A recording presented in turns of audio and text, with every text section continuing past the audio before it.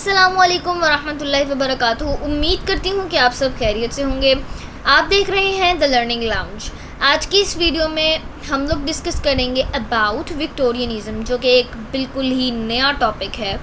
ये basically literary movement है एक, और हम लोग डिस्कस करेंगे इसकी के टाइम स्पेन क्या था और क्या क्या नई चीज़ें आई थी, क्या क्या चेंजेस हुई थी इस टाइम में, लिटरेचर में क्या वर्क किए गए थे।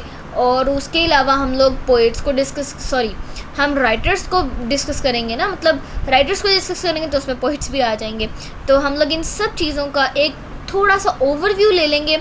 देखें, अगर पेपर में नंबर लेने हैं ना, तो रट्टा तो बिल्कुल भी नहीं लगाना, स्पेशली इन चीज़ों को। इंग्लिश में रट्टा तो बिल्कुल भी नहीं चलता है ना। हाँ, आप लोगों को डेट्स वगैरह याद करनी चाहिए, लेकिन उन पर रट्टा लगाना लाजमी है। यही ना हो कि एंड टाइम पर पेपर लिख रहे हैं और आप लोगों को डेट्स जो है वो हमें भूली पड़ी और फिर हम लोग देख रहे हैं हाँ है अब हम क्या करें। तो डेट्स को रट्टा लगाना है, लेकिन बाकी जो सारी चीज़ें हैं ना, उसका आपको सिर्फ एक ओवरव्यू लेना है। उस ओवरव्यू को आप लोगों ने पॉइंट्स की फॉर्म में अपने पास रखना है, डाटा को पॉइंट्स की फॉर्म में रखना है आपने। अब जब पेपर होता है तो इतना टाइम नहीं होता कि हम लोग सारी चीज़ों को जो है ना वो दोबारा से पढ़ सकें।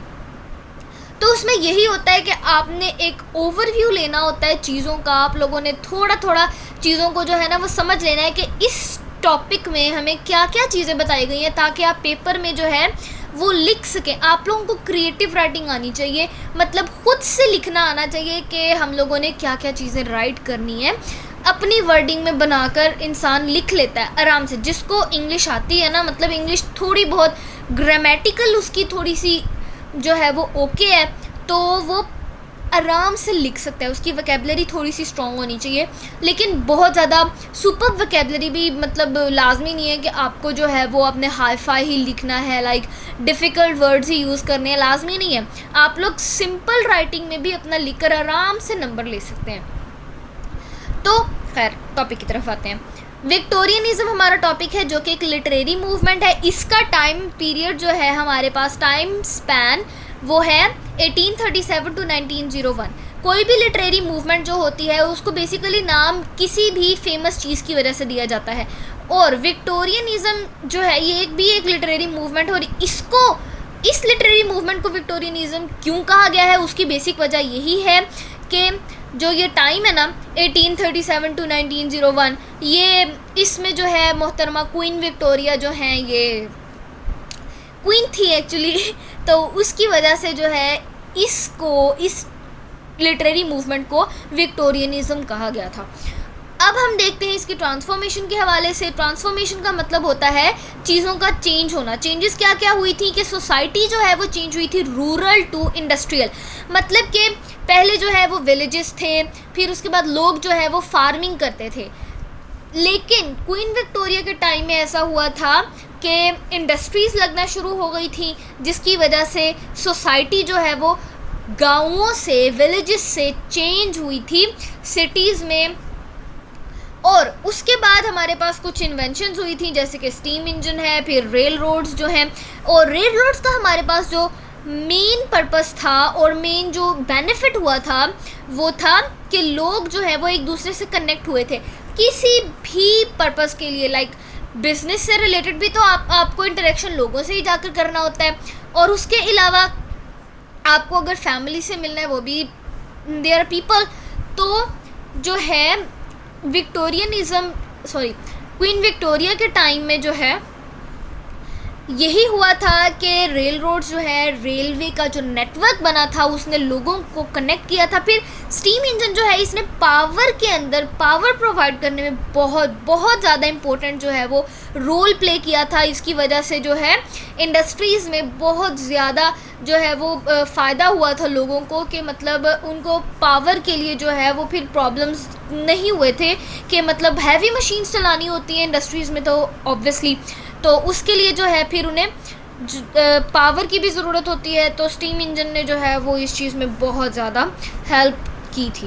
फिर उसके बाद हमारे पास थीम्स आ जाते हैं। थीम्स का क्या मतलब होता है कि सेंट्रल आइडिया क्या था। अब विक्टोरियनिज़म रिवॉल्यूशनरी मूवमेंट जो है इसके सेंट्रल थीम्स क्या थे, मेन आइडियाज़ क्या थे, कि सोशल इश्यूज़ पर डिस्कशन की गई थी, इंडस्ट्रियल प्रोग्रेस को डिस्कस किया गया था, साइंस वर्सेस रिलीजन को डिस्कस किया गया था, जेंडर रोल को डिस्कस किया गया था और क्लास स्ट्रगल को डिस्कस किया गया था। क्या मतलब है इसका? सोशल इश्यूज़ मतलब कि पॉवर्टी को डिस्कस किया गया था, चाइल्ड लेबर को डिस्कस किया गया था, ये कोई भी सोशल इशू हो सकता है जो क्वीन विक्टोरिया के टाइम में था। इन सोशल इश्यूज़ को भी मैं आपको ब्रीफली एक्सप्लेन कर दूंगी, लेकिन नेक्स्ट वीडियो में। इन इंडस्ट्रियल प्रोग्रेस को किस तरह से डिस्कस किया गया था, मतलब उन्होंने डिस्कस किया था कि कौन से पॉजिटिव इफ़ेक्ट्स थे और नेगेटिव इफ़ेक्ट्स थे, मतलब यही चीज़ें डिस्कस की जाती हैं कि इंडस्ट्री जब कोई भी इंस्टॉल होती है तो उससे आपके टाइम पर कौन कौन से पॉजिटिव इफ़ेक्ट्स आते हैं और कौन कौन से नेगेटिव। फिर साइंस वर्सेस रिलीजन। अब देखें, जब साइंस प्रोग्रेस करती है तो उसके ऊपर रिलीजियस पॉइंट ऑफ व्यू क्या आता है, उस चीज़ को भी डिस्कस किया जाता है। अब हम लोग अपने यहाँ पर देख ले तो हमारे भी इधर यही होता है कि रिलीजन को भी डिस्कस किया जाता है साइंस के पैरेलल। जब वो टाइम था उस टाइम में डार्विन ने जो है वो एवोल्यूशन की थ्योरी दी थी, इसको भी मैं डिस्कस करूँगी नेक्स्ट वीडियो में, ठीक है। तो उसकी वजह से जो है वो फिर साइंस वर्सेस रिलीजन। अब भी अगर मैं थोड़ा सा अभी इसको डिस्कस कर लूँ तो अब भी हम यही बात करते हैं। कुछ जो है वो कहते हैं, कुछ बिलीव्स हैं कि एवोल्यूशन हुई थी और कुछ जो है वो कहते हैं कि नहीं, एवोल्यूशन नहीं हुई।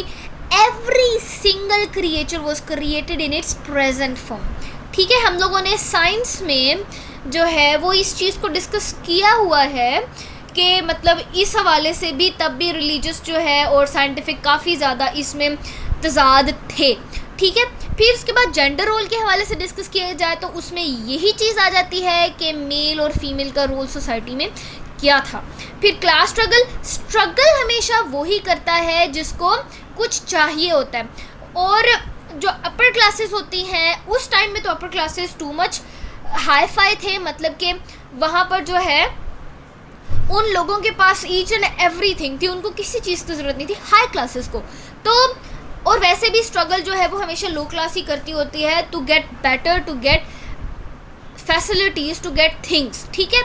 अपनी सर्वाइवल के लिए जो है लोअर क्लास ही स्ट्रगल करती है। तो क्लास ने स्ट्रगल्स जोन सी की थी उनको डिस्कस किया गया था और बाकियों को बताया गया था कि किस तरह से कोई भी क्लास स्ट्रगल करती है अपने लिए। फिर उसके बाद लिटरेचर का क्या रोल था इस टाइम में। लिटरेचर ने जो है वो चीज़ों को रिफॉर्म किया, मतलब कि टोटली न्यू बनाया, ठीक है। फिर उसके बाद लिटरेचर की वजह से सोसाइटी में बहुत ज़्यादा चेंजेस आए।